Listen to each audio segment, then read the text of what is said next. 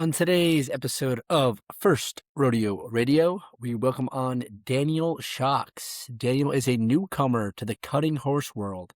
He's gone from zero experience to a farmhand that's chasing some serious high level goals in a very short amount of time.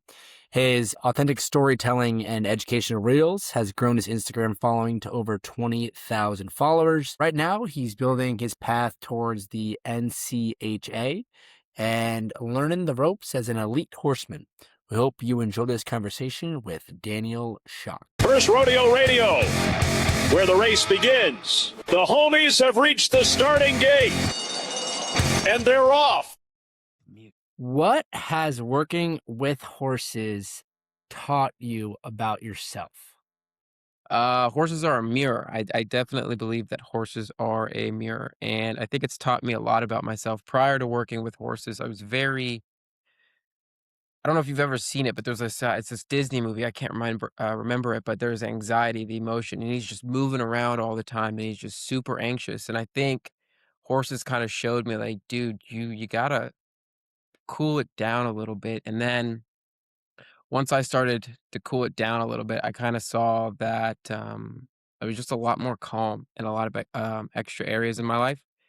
I think they've also taught me that go slow to go fast. And I think that's helped me out tremendously, not just in horses, but in my personal relationships too. For sure. Yeah. I can remember. So I grew up in central New Jersey and got really Nice. into horse racing right after college and ended up working on a farm somewhat similar to yours. It was all Uh, thoroughbreds that were, oh, newly turned 2-year-olds getting ready to for the racetrack and oh, great. never been around a horse before. So it was definitely trial by fire. There were some older horses that were on like layup that they were resting up before going back to the racetrack that Yeah. kind of knew a little bit more about what they were doing. So they started out with those, and you realize very quickly, like you said, kind of said the mirror, as Yeah. well as like, your own body language. It Oh, it for was a sure. very good is a very good education in understanding how I'm presenting myself, and I think that Hmm. that goes beyond horses too, in a sense where it's like, all right, I can take that to my day to day life now as well. Yeah. You definitely become a lot more body conscious, especially around hot blooded horses.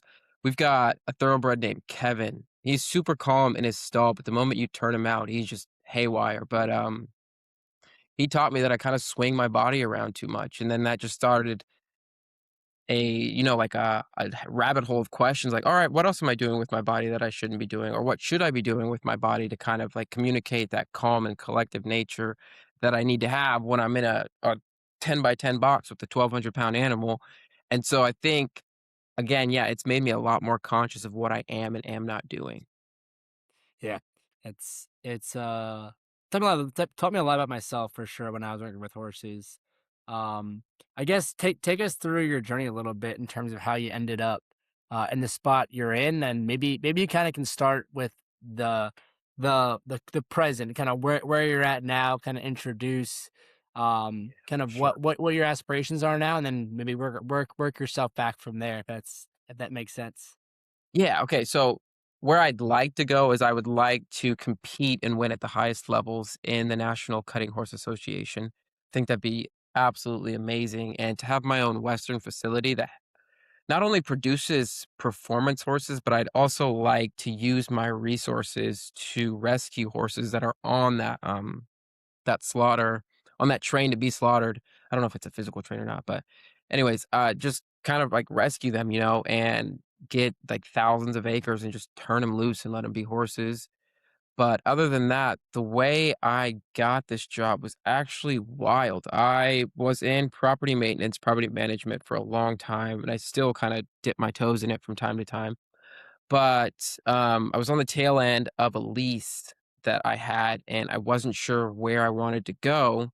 And a friend messaged me and they're like, "Hey, look, we've got this little cottage studio, but it is on a farm. Are you okay with living there?" And I was like, "Yeah, sure, that's fine." I've always wanted to be around horses, always wanted to work with them. I actually have a picture of myself running around in diapers and cowboy boots when I think I was like 2 years old. Super, super cool photo. But they had messaged me. They were like, "Yeah, let's see. I've got a couple other people that are on the waiting list, yada, yada, yada." And then they ended up going with somebody else, but that person fell through and she was like, "Hey, look, I know you were interested, but are you still interested?" Because this had been like 2 months later. And I was like, "Yep, let's do it." Next week, I moved in. And for about 6 months, I was just living here, but I was doing my property maintenance company. And the person who was doing with the stall hand before me, he'd been here for 26 years. So the owner has owned this property for about 30 years, give or take. And so Carlos, the person before me, had been here for 26 years. And around 6 months in, he quit just due to the fact that he was just getting really old and he couldn't keep up anymore. And then the owner, she had messaged me and she was like, "Hey, look, I know things are a little bit tough with your company right now. Do you want to come work with me for a couple days and maybe we can put some money in your pocket?" And I was like, "Yeah, that'd be great." She loved the quality of work. She knew that I lived on site. It just checked a bunch of boxes for her. And then she was like, "Hey, look, I want to give you 6 days. Are you willing to do all 6 days a week?" And I said, "Yes, let's do it." And since then, it's just been a snowball effect of not only learning about horses, but learning more about myself and how the two kind of intertwine with each other and how I can kind of like use that to make a profession for myself because I don't want to do anything else if it doesn't involve horses from now on. So you went from never working with a horse before to Yep. that's every day? Exactly. Yeah. I've been here for a full year. I've been working with the horses for 6 months. But I went from having absolutely no experience. Mind you, I was terrified of these animals when I first moved here. I have a video actually, and you can hear me. I sound pissed off in the video, but I'm actually terrified because I've got this mare who is known for being a menace and biting people. She's like 3 inches from my face, and I have no idea that she's actually being super nice to me. And she wants a carrot that I have, and I'm like, just move back up. But looking back on that video, it's super funny. Just all the little things that I missed when I first started, but that I'm still learning. And then 6 months from now, I'll laugh about myself now. So it's great. Yeah, I think it's so I'm in the horse racing world. I don't work with horses every day. I've just got like a normal kind of like desk job in a sense, but Yeah. even the most experienced horse trainers that are legends, they've been doing it for 50 plus years. They say they're still learning things, and that's one really fun aspect about working with horses is you're constantly challenged to learn new things. So Oh, yeah. you're definitely on the beginning arc where there's tons of things to learn, but I think like anything else in life, there's boundless things that we can learn. Yeah, for sure. I've had, since my Instagram just started performing really well, I've had people with decades. I think one woman, she said she's been working with horses for 70 years, and she had just offered me up a bunch of advice. And her closing conclusion was, "I've been working with these animals for this long and I'm still learning," which kind of like set the tone for me. Like, there's never going to be a point where you know everything there is to know. It's like it's a spinning wheel, it's a spinning door, it's always, always moving. Yeah. So take me a little bit through the Instagram. I think it's definitely Oh, kind of blown man, up. You yeah. had like one video, like it looks like it was like half a million views on it about the sleep schedule, which is nuts. Yeah, and, So take me through the decision to kind of pick the camera up and then kind of what the goals were there. I actually recorded one before that, and something I think it was God. God was just like, "Don't do that. Don't post that one." And I was like, "Alright, cool. Let me redo it." And so I had recorded one already, but it just went through it lazily, like, "Oh, here's what they do, yada, yada, yada." And then he was like, "Right here." And so I re-recorded it, and I just went through the 3 basic sleep schedules, and I think the kicker in that video is most people have never realized that horses have 3 distinct, sleeping personalities, I guess you could say, but they also sleep 20 to 50 times per day. Like, that shocked me when I found out they slept that much, and I think leading with, "Hey, do you know that horses sleep 20 to 50 times per day?" And then that kicker joke about unemployed boyfriends, that just and then I had, like, some legends in the game comment like, "Yep, this is right," and I was like, "Wow, I never expected this little, video that I did to blow up." Because 'cause I've been making videos since maybe 2016 of just random stuff that I was doing, and then on, like, a random Wednesday morning while I'm doing my chores, I send a video out, and 2 weeks later, if not, I've got 19,000 followers and just a community of super, super supportive people some of them, almost all of them have been doing it longer than I've been alive, which is super great to have them along for the journey. Yeah. I guess and you've had some cool series as well on Instagram that I've been following about horse communication, about horse ownership. So I guess take me through a little bit about do you have any like specific goals with the Instagram, or are you pretty much just trying to educate yourself and then educate others? And they always say like the best way to, reinforce that you know something is to teach it. Is that Yeah. sort of the ethos behind it, or is it kind of just a fun thing for you to do?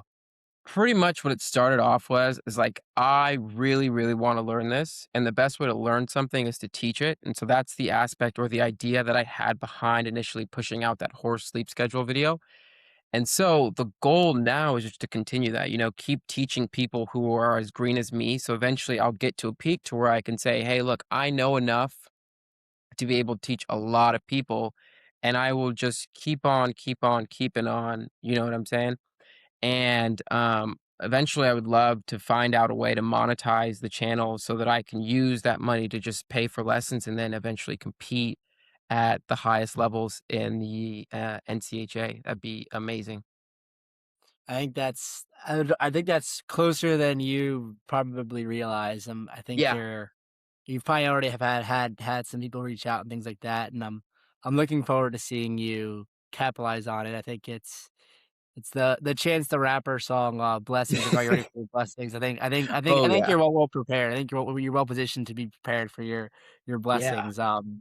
So I honestly I was debating. Okay, do I look into what the NCHA is, or do I let you explain it to me? Because I would love to explain thoroughbred racing to you.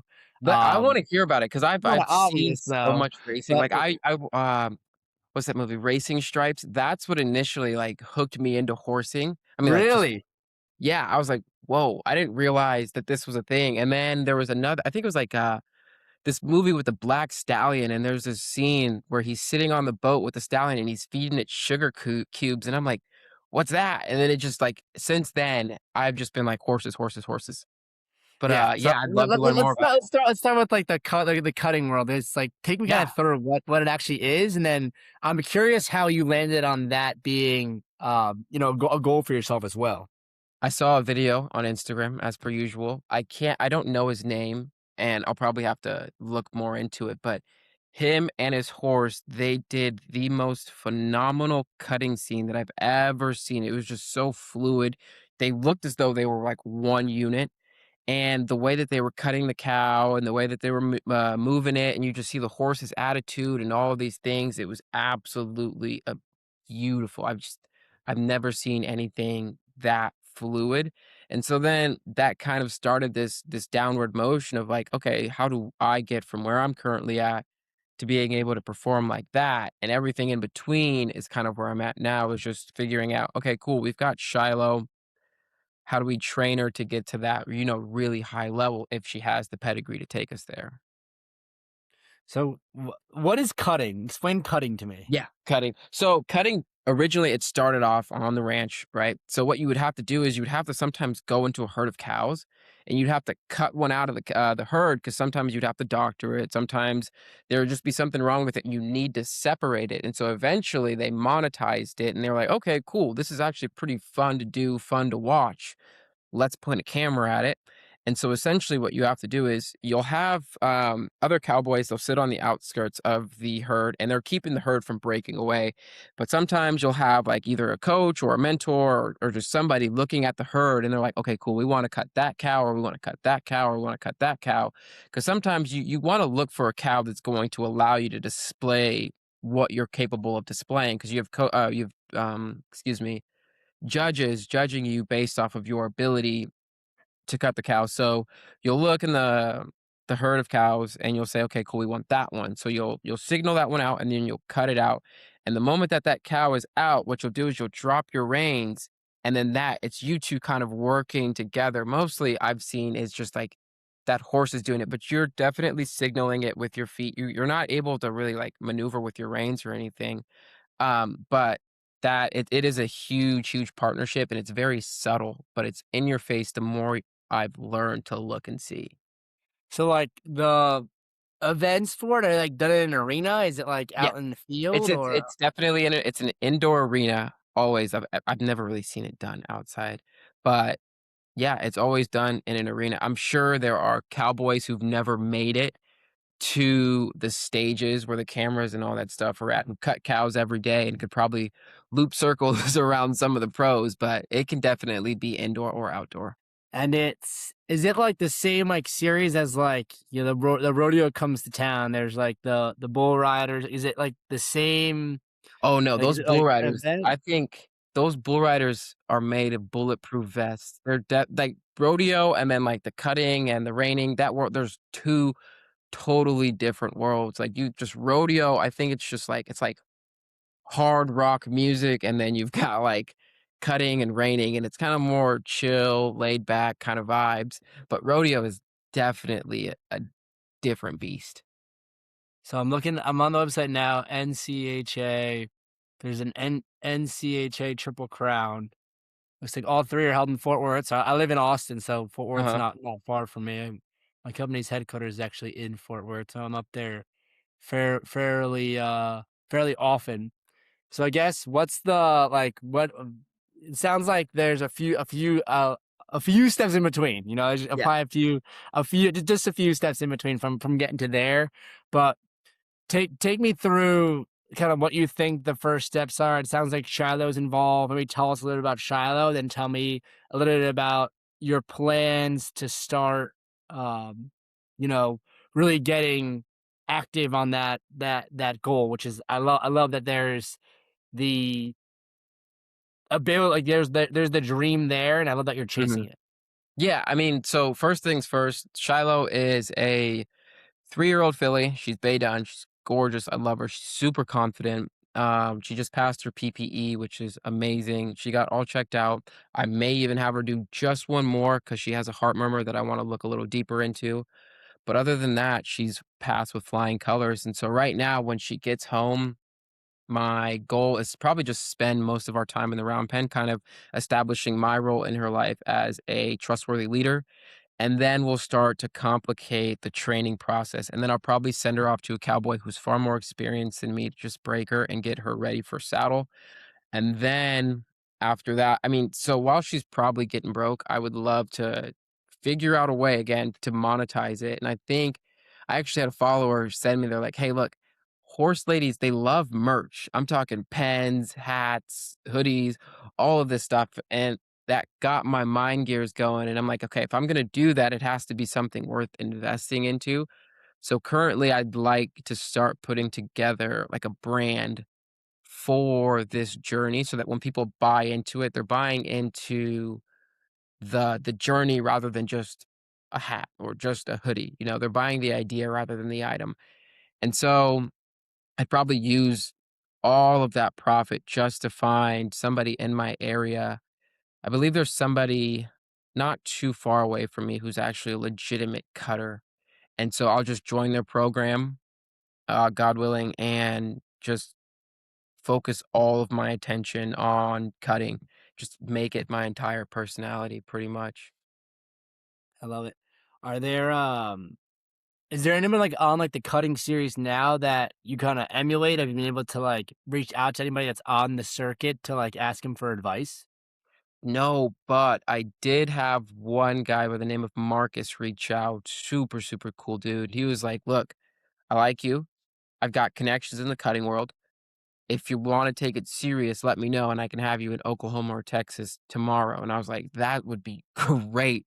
But I can't leave my daughter behind, and I was like, "That's cool." And then the thing I loved about Marcus and his mentorship is he didn't automatically switch from, "Oh, you can't do it, you're not gonna succeed." He just went from, "Oh, if you can't do this, then you're just gonna have to turn it up a notch on this end." And he's like, "You just gotta present a more professional front, and if you really wanna do it, you're gonna have to go for it in ways that no one else has ever gone for it." And I really appreciated that because it kind of set the stage for me and let me know what I was walking myself into. But I don't have anyone that I've emulated quite yet. I'm still learning more and more about the sport as the day goes on, but I'll eventually find somebody. I'd like to find like a pro and then maybe an amateur and then one underneath that just so I can see what the different stages are and compare and contrast between the 3. Yeah.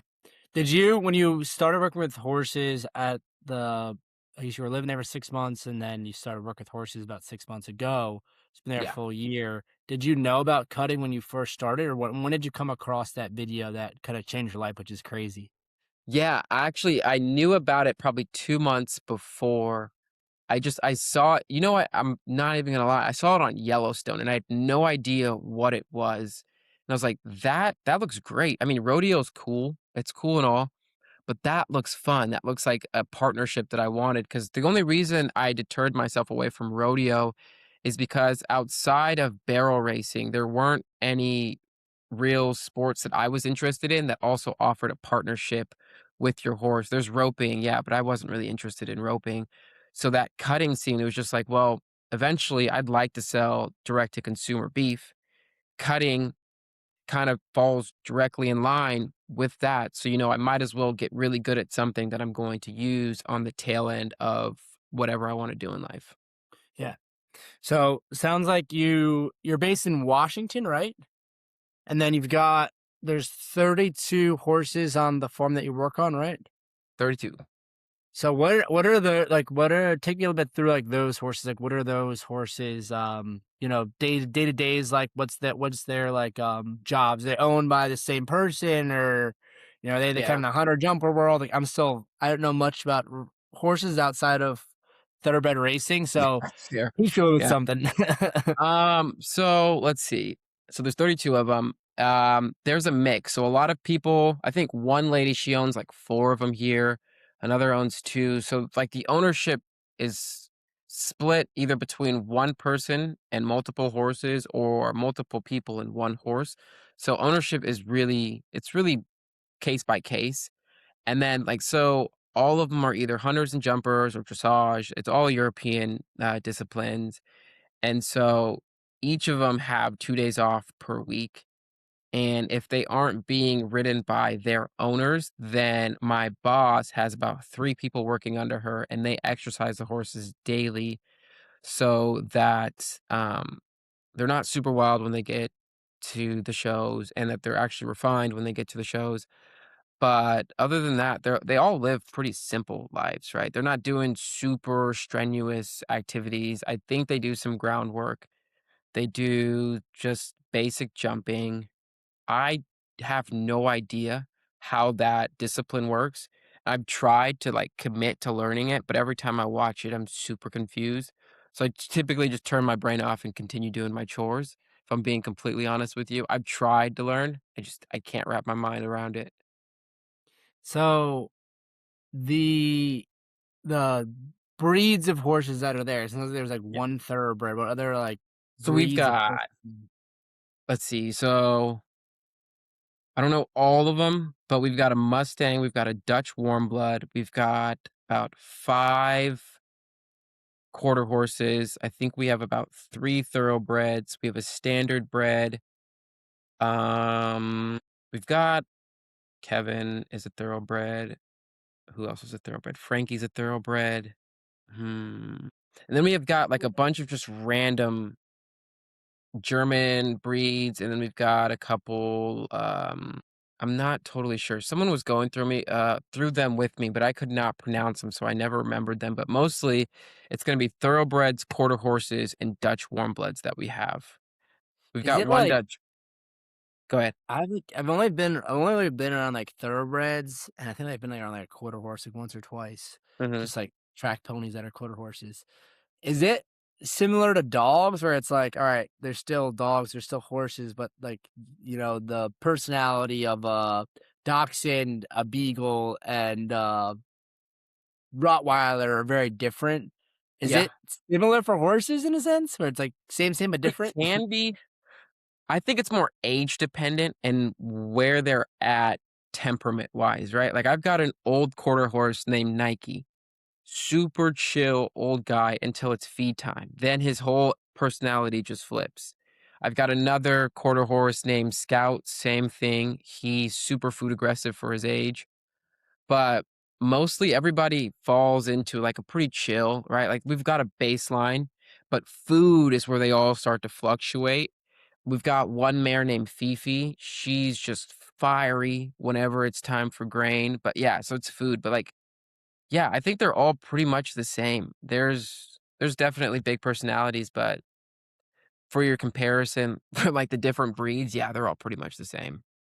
Are they turned out in the most part? Like, is it like they're all in their separate paddocks, Yeah, so they'll have or is their own it? stalls, and then we have 11 paddocks that we try to turn them all out into.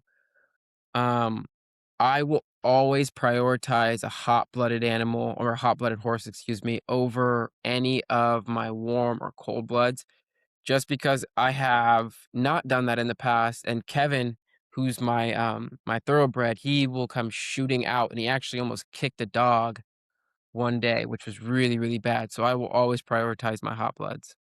Yeah, it's interesting for sure. Um, yeah, I guess like in terms of the your like day to day life, it sounds like you have a daughter. You still do some proper maintenance stuff on the side. I guess like how old's your daughter? Like, does she come around the horses with you a bunch, or Yeah, take so me my through daughter's that? 2. She was absolutely terrified of the horses when we first moved here. I couldn't even get her to go within 10 feet of them. Now she runs up to even the meanest ones and she'll feed them out of her hand. She's got the flat palm down really good. Um, she loves hanging out in their stalls, which she even runs up behind them, which is really, really bad. She just doesn't understand the concept of not approaching from the rear. And so we're still working on that, but she's extremely comfortable around them. I'd love to turn her into a feral, barrel racer and keep the boys away. Um, but yeah, this farm has been tremendously beneficial to not only her health, but to mine as well. I think it's been great. We've both been flourishing since we moved here. I think it's the human, like your connection with nature when you're on a horse is very special. And I think the more that we become cyborg with all the AI tools coming out, all the automations that are coming about, I think there's gonna be a natural like pendulum swing towards more of those experiences. And I Mhm, say like I'm a thoroughbred racing guy. It's what I love. And I think racing, like horse racing, is in a unique spot where they can kind of capture some of the more urban, suburban demographic and give them a peek into that world and kind of mhm. give them, a piece of that. But I Yeah, think at the same time, I think there's shows like Yellowstone and, other like TV shows, which is crazy, or kind of creating this. I don't know how to describe it. This like it's kind of a phenomenon now. I think people it's like fashionable now to be yeah, around pretty much. horses. I Yeah, think it's like there's it's kind of twofold. I think it's like that some like the A-list celebrities are like, into horses now, and like horse yeah, culture, horse like fashions like exploding. But I think also like the just the simple fact that like being around a horse kind of like calms you down mhm. um is fashionable. Is that kind of why you think that, working on the farm, living on the farm has been so good to you? Yeah, I do. I think just all of the aspects of horses, right? Like when you get around them, your heart and the horse's heart, they'll actually sync. And then you guys are kind of in tune with each other. And then you realize, like, oh, I'm always super upbeat. Let me start doing things that keep me, like relatively calm. And then you repeat that process of being calm over and over and over and over again, not just because it feels good, but because being ramped up again in a stall with a 10 by 10 stall with that big of an animal is really dangerous. And so you just repeat this process of being calm, collective, and confident. That does tremendous work for you too. But I also think they read us very well. They're masters of body language. And so again, that mirror and it just helps you kind of see what's going on. And I think just also touching grass, like being out in the elements, having the sun on you, breathing fresh air, not always being confined in your home. All of these things are just super, super beneficial to us. 100%. Do you are you still close to like the rest of your family? Are you from Washington originally? Yeah, so I'm from Washington, but most of my family, so my sister, She's in college, in California. My brother is a police officer in California. My stepbrothers, they're scattered all over Washington. My dad, he's still here, but my mom, she is in California. She's a real estate agent in California, but everybody's in California. I'm not a fan of California. It's a bit too hot for me. The food's great though, but yeah, I'm a Washington guy through and through. I've never been to the Northwest. I think I've been Oh, to like 30 plus states, but I've never been to the uh, Northwest. oh, wow. So it's definitely a question mark to me. I guess what's horse culture like out in There's not much. Washington? There's not much of it. Like there's a demand here, but like if you go and compare it to places like Arizona, Texas, Oklahoma, and Wyoming, we are tremendously outnumbered. And there's definitely a horse world out here, but it's not as big. I think it would be more of a European focused discipline more than a Western discipline here. Like it's super hard to find like bull riding lessons, bronc riding lessons, cutting lessons, reining lessons. All of those are far and few. I think most of the trainers, they're in like stretches like Yelm, which is 30 minutes from me, or they're in Graham, which is like 30 minutes from me. Or there's another dude who's really accomplished. I think he's like um a $1 million lifetime earner, but he's 4 hours from me. So all of the really big names that are in my state are either far and few or just so far it doesn't make any kind of logistical sense to go and see them on a regular basis.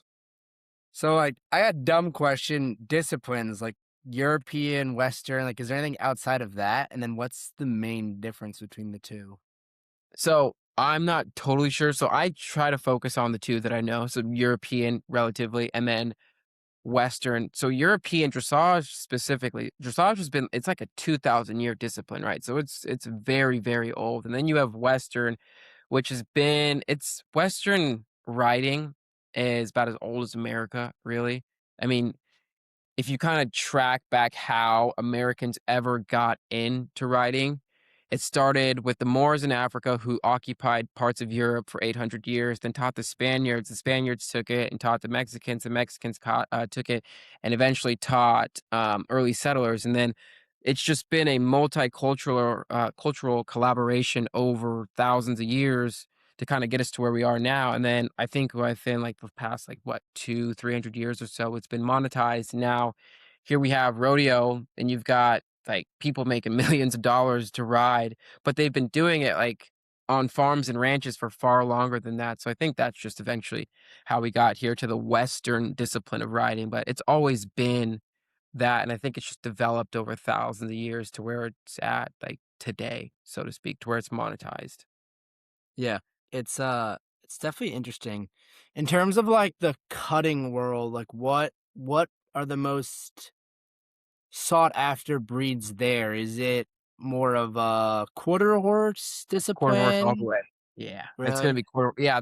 So all of your big, big, big names are always gonna be on a quarter horse. That quarter horse body is just perfect. They have a lower center of gravity. They're not as big. They're quick. They're the fastest horse in the world in that first quarter mile because they're quick to get going, and they're great. This is what they were actually bred for. I think they were bred with a thoroughbred and then another horse that natives had or something. Don't quote me on that, but those two. It was actually named. The quarter horse was named because they had no official name to name it when they kept racing it in that quarter mile and it kept winning over and over and over again. But that quarter horse is always going to be your top contender for cutting. I guess are the pedigrees so like coming from the thoroughbred world, like pedigree is a big thing and as well as it's, the good pedigrees sell for a crazy amount of money. Are there specific like breeding operations that are focused on just cutting? Yeah. So we've got a couple really big names. Shiloh has like her grandfather was $1 million earner. I can't remember like he's like his breeding fee is $10,000. I can't remember his name right now, but he's like the best to ever do it. And then his dad was like one of the best to ever do it. So it's just like compounded. But pedigree is everything in this sport. Like just having that pedigree will kind of, like, add thousands of dollars just to it, and it just gives you that possibility of having a great horse. How'd you come about Shiloh? Like, where did she kinda pop up? I was scrolling through a website for horses, and I saw Sedona, who was the horse that I wanted to buy was Sedona. I saw her, she looked great. I went to go see her there in Oregon, which is about 3.5 hours from me. But when I got there, she just had some pretty bad scarring on her shoulder. She had a really bad scratch on her, it was actually a really big gash on her back leg. And she was a little timid, a little bit too timid for what I wanted her to be. And then she was like, you know what? I have one other horse I want to show you. That was Shiloh. And she did. And Shiloh was super confident. She was interested. Everything about her kind of screamed like, "Oh, this is what we need." And then the cherry on the top is when I was hanging out in her stall with her. She just came into me, and right there, I was like, "Yeah, this is the horse. We're gonna go about her." I guess, you mentioned PPE. So, like, like, my day job is I sell, factory automation equipment. So I'll sell, like, I got my little, spindrift here, like, there's a little Yeah. date code on the bottom of it. Like, I'll Uh-huh. sell you now mark that. And PPE there is, like, personal protective equipment. What's, Oh, PPE yeah. in your I've heard world? that. What'd you What's, say? I'm sorry. what's when you said, like, Shiloh, like, passed your PPE, what is that? So it's a pre-purchase exam, which I recommend Oh. everybody does prior to getting a horse. And so a vet just scratches off all of the things that need to be seen in order for you to know what you're getting yourself into. And I've heard a lot of people say that it's not about pass or fail, but it's more so finding out if you are financially and mentally ready to take on the burden of horse ownership, right? Because you can have a horse that looks beautiful, but she comes with a long list of, health complications, and you might not be able to do that even though you love her. So it's best to pass her up and give her off to somebody who can take care of that, who has more experience to handle all of that. So the PPE, she passed beautifully, and she's more than enough for me to handle because I had that PPE. And then Shiloh, like, her previous owner, was she, like, a breeder, or, like, how did the previous owner get, Shiloh in her barn? Shiloh was actually her real name is Surprise because she wasn't supposed to be born. She, said that one of her brood mares got pregnant, and she was like, "Whoa, when did this happen?" Right? But, Shiloh's trainer, she's an actual breeder and a trainer, so she's being trained right now, and she's doing a phenomenal job with all of her horses. They look great. It is a very, like, family-owned barn. It's got all of the bells and whistles, not fancy, there's cobwebs, everything, but that's also what kind of attracted me to that barn. It's like they're doing it for the love of the game rather than just cashing their next check. And then is the goal, like, to buy Shiloh and then bring her to, the barn that you work at every single day? I'd love to do that, but their boarding fee is way too expensive for me, so I found a self-board facility not too far away from me that I can commit to on a daily basis just until I find a way to make more money, and then I'll probably get her into a program at a full care facility, and I'll be there every day still. But, What's that mean, full care facility? so you have self-boarding and then you have, a full care, and so self-boarding is you're doing everything yourself. So you're doing the AM feed, the PM feed, you're doing the training, you're doing the supplements, all of that, like, and you're doing the They're just giving you the stall. They're just giving you the Yeah, stall to put the horse basically, in, you and just they'll get a run it. paddock, your horse gets to stay there, but you have to do all of the care, and then Yeah. you have full care, which is where they do AM and PM feeding. They supply your grain or sometimes their own. Obviously, full care is gonna be a lot more expensive, but, we'll just be doing self-care right now just to save money and just invest that into lessons. What's the typical, like, day rate of, like, self-care versus, do you know the day rate is for I can give full you care? hours. So for full care, which also includes, like, weekly lessons, it's 19.25. And then for a self-care, it's $180. A day? Monthly, sorry. Oh, $180 monthly? Yeah, so I pay 180 a Oh, month to do it myself, and then I pay almost 2,000 to have somebody do it for me. got it. I'm trying to compare to, like, horse racing, because horse Yeah. racing, like, they're like going to the track. It's like, so we own, like, we're like, to give you background about like what I do. So like I raise money once a year and we like buy, either like poor, like thoroughbreds that we race like outright, or like we'll own like 10% of this one, 50% of this one, 25% of this one. And there it's like, I I live in Austin and sometimes the horses race and I've never even seen them in person. And we Yeah. just pay a trainer a day rate, and their routine is like trainer like has grooms that sleep on the backside of these racetracks. The grooms will get up before the trainer even gets there most of the time, kind of get them prepared for the day, and then they'll, depending upon the trainer, usually like they'll go to the track, get fed, uh, it's either like go to the track, cool out, bath, get fed, chill.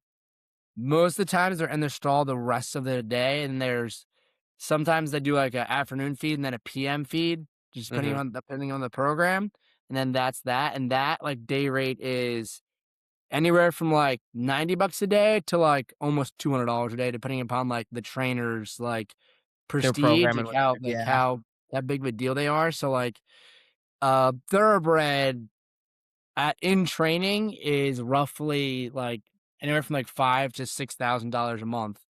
Oh, But wow. like those are like the horses that are at the racetrack that are, um, for the most part, when they're two and they're getting ready for the races, they aren't racing. But for the most part, they're training up to a race where they can compete for purse money. So Mhm. that's kind of where our world is, Yeah. and it's just very interesting because like the breeding side of thoroughbreds is it's very strict. It's live cover only. There's a certificate involved, and it's like it's very like that is why the thoroughbred is like its whole, um you know the whole brand is that it's very controlled, the whole breeding since like Civil War era. It's actually a really good book called Lexington is kind of told the story of this like legendary racehorse that was running around the time of the Civil War, and it's some crazy storytelling. I mean, it needs to be a movie, because like it's like these horses were getting stolen off of farms, and like Mhm. it was like Civil War, so it was an active war going on, and like these like very expensive stallions and mares were at these farms where like the war was kind of going. It was just crazy, crazy stories there. But all that to say, it was like I was just kind of curious. I mean, the day rate when like, so sometimes like thoroughbreds, they'll be kind of given time off, or like you'll hear people say, "Oh, like kick them out to the farm." Mhm. Day right there is like it, and that's full care. It's usually like it's closer to like the $2,000 to $3,000 a month, which is similar to sounds like for your world there. And there, it's they're just getting kicked out to the paddock or getting brought in, and the whole 9 yards. Mhm. And how old are, your thoroughbreds when they are in their prime, so to speak, like, when they're going to be racing continually?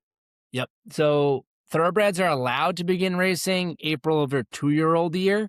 And then, so like all thoroughbreds share the same birthday when it comes to racing. January 1st is the birthday for whether you were born in January, April, May, like you have the same birthday, just for simplicity's sake, I guess. So Mhm. April of their 2-year-old year, they can begin racing. A 3-year-old year, that's Kentucky Derby, Triple Crown is 3-year-olds. Horses typically Thoroughbreds typically run like their fastest races at like 4 or 5, 'Kay. and then they are, for the most part, allowed to race until they're 10. It's somewhat rare you see a horse 8, 9 that's still racing. Um, and then after they retire, there's a whole bunch of different disciplines that they can then, take up. And I think it's interesting that you brought up at the beginning, kind of owning your own spot and taking in retired racehorses, because that's definitely a very big, you know, issue that's being addressed in horse racing is the aftercare of horses, and kind of where those horses go after they leave the track. And there's been a lot of, I think, good work that's been going on in terms of like the marketing of thoroughbreds outside of racing. I think that I've educated myself a little bit on worlds. Kind of that's kind of one of the reasons I wanted to talk to you is I'm trying to learn more about different disciplines other than just, trying to hang win photos on the walls from, Yeah. horse racing because Uh, I think the thoroughbreds they're very athletic, they're very adaptable.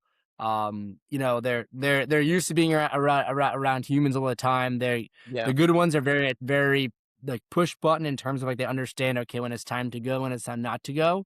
So like I'm trying to learn more about the different disciplines. 'Cause I think that that's something that the horse racing world's trying to kind of revive. Apparently, in the past it was very common for thoroughbreds to be ridden in other disciplines outside of racing. And part of the reason why aftercare is now an issue is because I think like at some point like warm bloods were really became very popular in the US. And I think that especially I think more the European disciplines, correct me if I'm wrong. I think the warm bloods are the ones that are usually commanding the most money.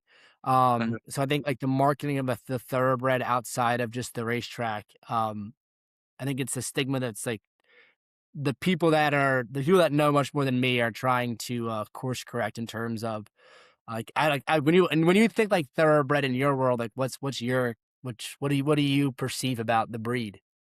I always think racehorse, always. That was my initial, introduction to thoroughbreds was their racehorses. That's their one thing to do is to race. And actually, we had a 5-year-old chestnut mare thoroughbred named Tansy. She was gorgeous. But the funny thing about Tansy, she would hang out in like the corner of her stall. And if you ever peek just around it, she looked like she was just gossiping about all the other horses.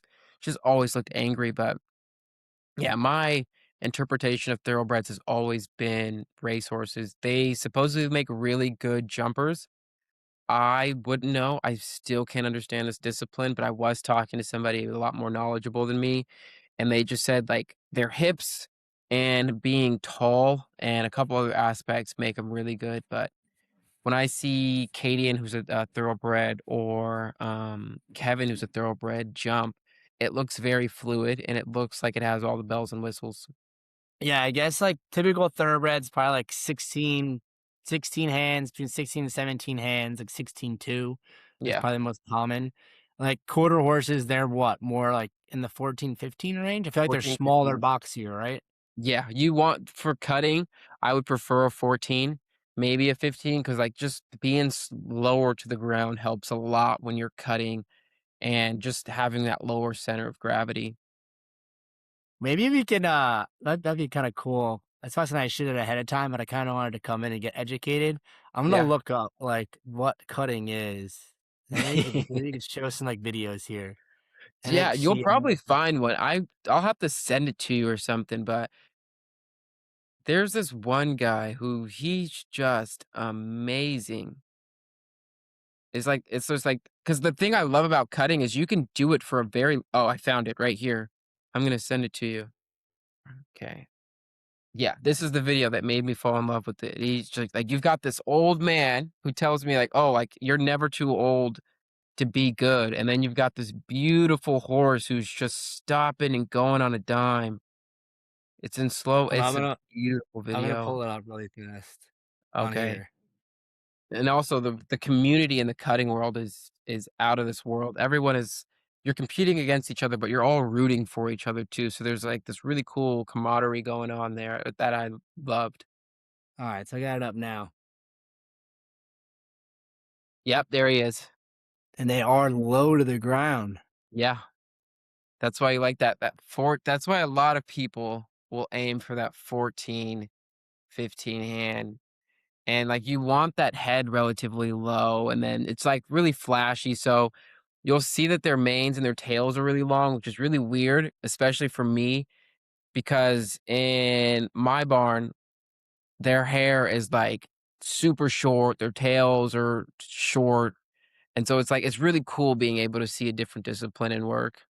I was wondering like, okay, he's low to the ground, he's going back and forth, kind of why? And I guess the reason why is like they've already had the cows separated, and I guess take me through. I guess like what's the idea behind the back and forth with the cow? Is it just to get it fully It's really to separated, see or it's yeah, it's to separate it, keep it separated, and see how, like, nimble and quick and intelligent and versatile your horse is in doing its job, right? So here he cut that cow out, and this back and forth motion is what you'll typically see when a Oh. cow is trying to get back to the herd.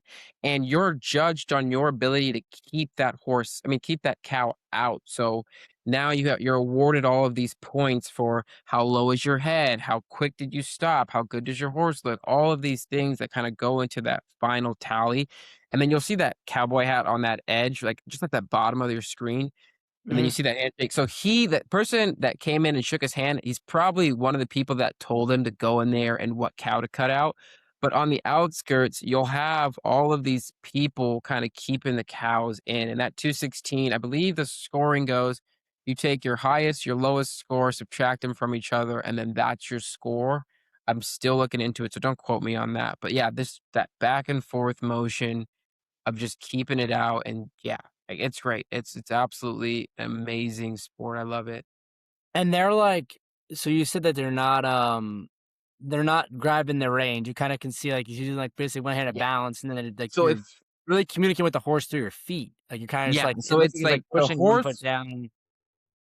the horse has catitude, which is like cow attitude, right? And so it'll do it naturally, but sometimes you kind of have to let him know with your spurs, like, hey, look, we got to go this way, or he's getting ready to do this. And it's all about anticipation and understanding, like, oh, cool, the cow's going to do this. And so you kind of have to put yourself in that cow's, kind of way of thinking. And sometimes what they'll do is they'll stand on either right or left of that, or they'll just watch the herd all day and they'll pick somebody that they like or they don't like, and they'll stay close to what they like, far from what they don't. So he's probably gonna go in here, come up the side, and then he's just gonna walk around the herd. He'll see him walk around the herd, and then he'll single something out, cut it out, was what they call it. And then from there, he will get awarded points based off of his ability to keep that cow out. And then you lose points, obviously, if that cow gets back in before that I think it's 2 minutes and 30-second mark. So that's how long you have to keep it out. Yeah, well, those the clock started now, so I guess the goal is to keep them separated as long as possible, like you said. And it has let's Yeah. see, like, picking. This is a Yeah. So fascinating you'll see one. Is him. there, like, so, like, when this happens, like, this event, is this, like, the only event, like, that day, or is, like, there other disciplines or events that are going on, or is, like, it's a whole day of cutting? I'm pretty sure, I think, depending on how big of an event it is, right? Like if you're doing like the nationals, obviously it's just going to be the nationals, but I believe sometimes they'll do like reining and different other disciplines that are within the same scope. But Oh, I'm got not on. yeah, like you see how he got away. Like that was a really good cow, but it was just neat. I mean, it was a really good run, but it was just an even better cow. So I guess, like, it's interesting too, because I mean, horses are herd animals, and that honestly, the whole horses needing to be around other horses. I think, like, humans in themselves, like, we're kind of herd animals too. We kind of Yeah. we seek the approvals of others, even though we really shouldn't. And that, I think that kind of goes back to faith, which I know you're very grounded in. Is like, like we like the fight's already done. Like, we shouldn't really need to seek the approval of others. 'Cause we're kind of like imperfect people, just a perfect God. But all that to be said, it's like it's interesting that, like, a herd animal is trying to separate a herd, like an animal from its herd. It's kind of ironic. Yeah, I mean, it's even more ironic when you think like there's a predator on top of a prey animal's back, and they're going to Yeah. go and separate another prey animal. So like, it's just pretty cool, and it shows you just how willing a horse is, because a horse knows we're predators, right? Like the way our eyes are, the way we go directly towards something, which is I learned from Clinton Anderson, which is called direct line thinking. We go right towards something, which is predators do. So everything about what we are is contradictory to what horses are. And so for them to even allow us to be on their backs, which is a blind spot of theirs, is just all them, none of us. Because All to the chest.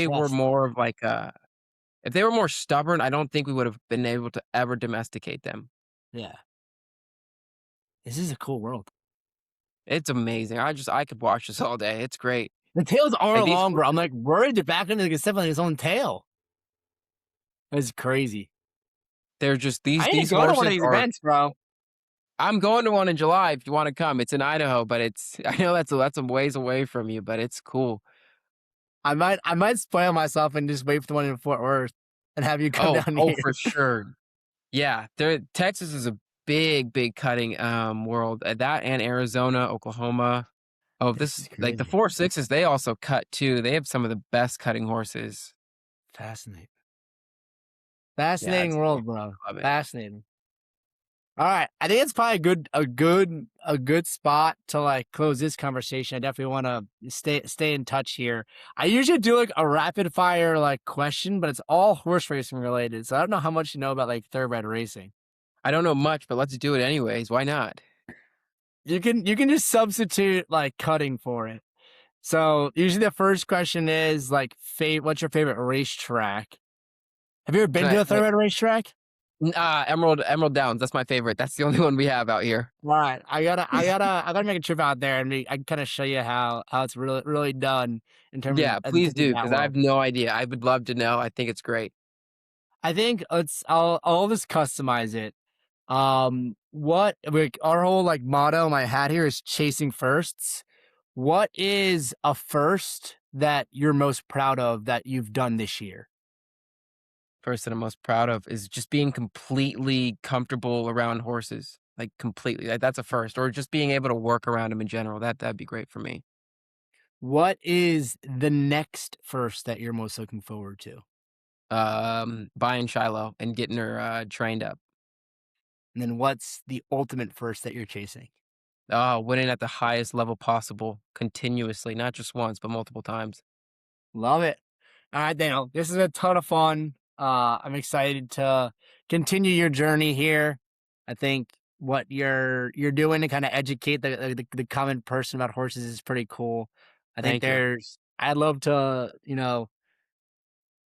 collaborate and kind of teach each other about our worlds. I think there's Absolutely, let's do it. some natural places to cross over. So thank you for joining me. Thank you for having me, I appreciate it.